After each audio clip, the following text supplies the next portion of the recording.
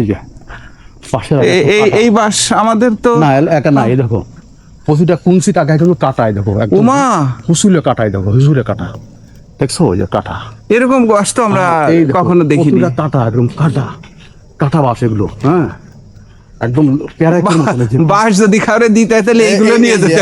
এই যে এই যে কাটা একদম প্যারাক প্যারাক, জাস্ট লাইক এ প্যারাক, দেখছো প্যারাক প্যারাক, পেরেকের মতন কাটা, একদম পেরেকের মতন। যার নেওয়া দরকার বোটানিক্যাল গার্ডেনে যোগাযোগ করতে পারে যে এই বাঁশ দিতে চাই। হ্যাঁ হ্যাঁ এইবার আর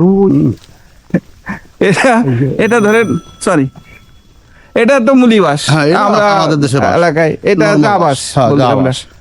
আর এটা একটা বিদেশি বার হয়েছে, বড় বড় বার দেখো।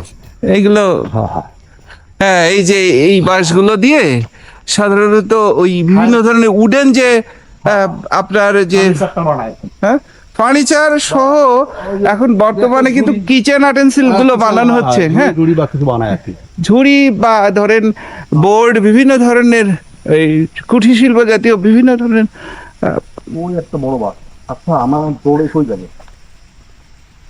হ্যাঁ। বার দেখছেন সেই বিশাল বড় বার। এখন শেড আছে কোথায় আপনার? এ দেখছে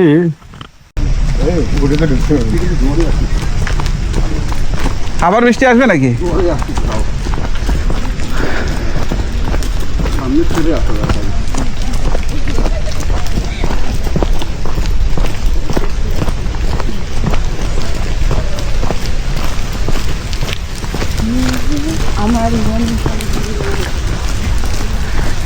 বাঁশবাগানের সাথে যদি ঝিঝি পোকা ডাকার শব্দ না পাওয়া যায় তাহলে বাঁশবাগানের কি হলো?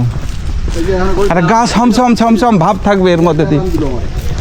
দুই একটা শিয়াল ভিতর দিয়ে দৌড়ে যাবে, হ্যাঁ, আর কি কিটকিট কিটকিট কিট করে ঝিঝি পোকা ডাকবে।